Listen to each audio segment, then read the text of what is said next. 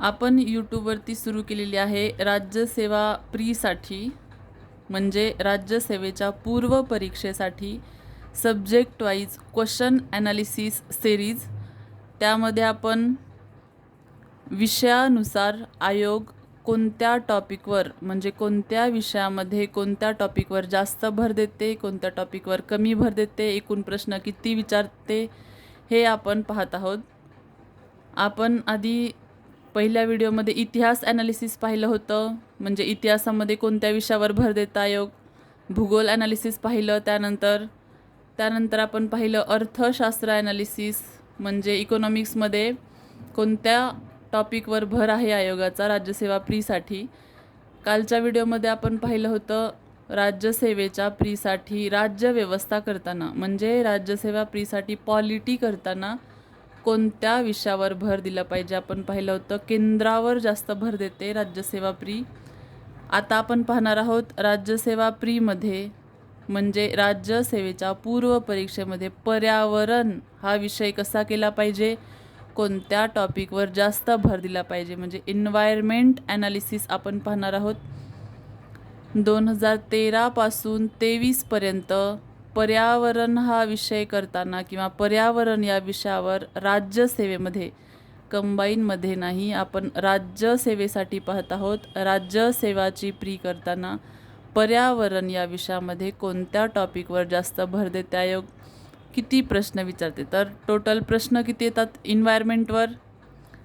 6 ते 7 प्रश्न सरासरी आहेत, म्हणजे कधी 5 येऊ शकतात, 6 येऊ शकतात, 7 येऊ शकतात. 7पर्यंत प्रश्न आत्तापर्यंत आयोगाने पर्यावरण या विषयावर विचारलेले आहेत. बरेच विद्यार्थी राज्यसेवेची प्री करताना एन्व्हायरमेंट म्हणजेच पर्यावरण हा टॉपिक स्किप करतात. कंबाईन करणारे तर स्किपच करतात, स्पेशली राज्यसेवा करणारे स्किप करत नाही. पण त्यांना प्री का निघत नाही? त्यांना माहीत नाही की पर्यावरण या विषयामध्ये कोणत्या टॉपिकवर भर दिला पाहिजे, कोणते चॅप्टर व्यवस्थित केले पाहिजेत. चला तर पाहूयात. 2013 मध्ये 2 प्रश्न परिस्थितिकी या टॉपिकवर होते, जैवविविधतेवर होते 3, हवामान बदलावर 0 होते, एकूण प्रश्न होते 5. पर्यावरण हा विषय करताना कोणते कोणते 3 टॉपिक किंवा कोणते 3 चॅप्टर 3 पॉईंट व्यवस्थित केले पाहिजेत. पर्यावरण परिस्थितिकी हा टॉपिक व्यवस्थित केला पाहिजे. 2 नंबर जैवविविधता हा टॉपिक व्यवस्थित केला पाहिजे. 3 नंबर आहे हवामान बदल.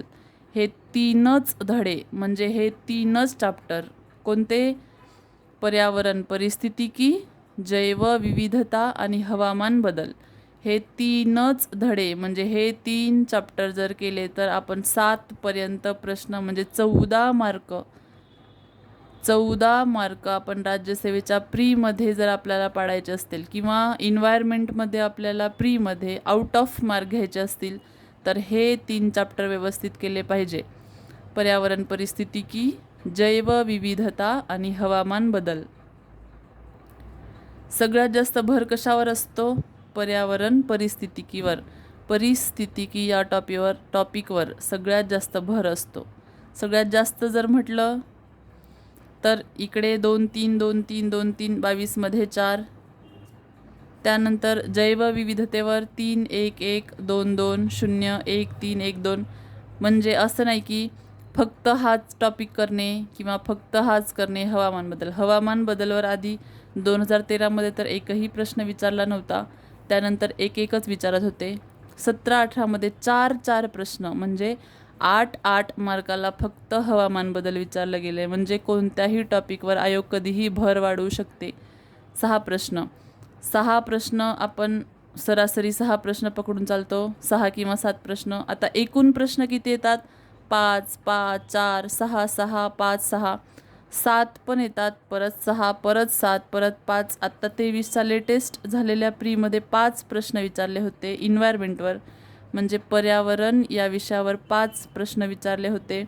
7 6 5, म्हणजे 5 6 7 असे प्रश्न विचारले जातात. त्यापैकी कोणत्यावर भर? आत्ता सध्या भर आहे हवामान बदल.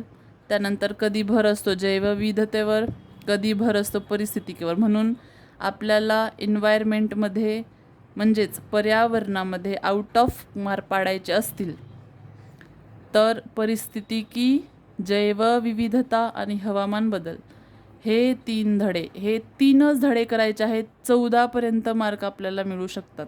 हे 3 टॉपिक व्यवस्थित केले. एक पेजमध्ये जरी नोट्स काढून एक पेजमध्ये जरी आपण नोट्स काढून व्यवस्थित पॉईंट काढून फक्त 3 पेज व्यवस्थित केले, याच्यावर 1 पेज, याच्यावर 1 पेज, याच्यावर 1 पेज, फक्त 3 पेजमध्ये राज्यसेवेच्या प्रीला आपल्याला 14पर्यंत मार्क पडू शकतात. पर्यावरण परिस्थितिकी व्यवस्थित करा, जैवविविधता व्यवस्थित करा, हवामान बदल व्यवस्थित करा. हे 3 टॉपिक एकदम महत्त्वाचे आहेत राज्यसेवा प्रीसाठी पर्यावरणामध्ये. समजते 2013 पासून 2023पर्यंत फक्त या 3 टॉपिकवर आपल्याला 6 ते 7 क्वेश्चन विचारले जातात. म्हणजे 12 ते 14 मार्क आपले हे या 3 धड्यातून होणार आहेत. नोट्स काढून फक्त 3 पेज बनवले आणि 3 पेज व्यवस्थित केले तरी राज्यसेवेमध्ये आपले 12 मार्क हाताचे आहेत. समजलं?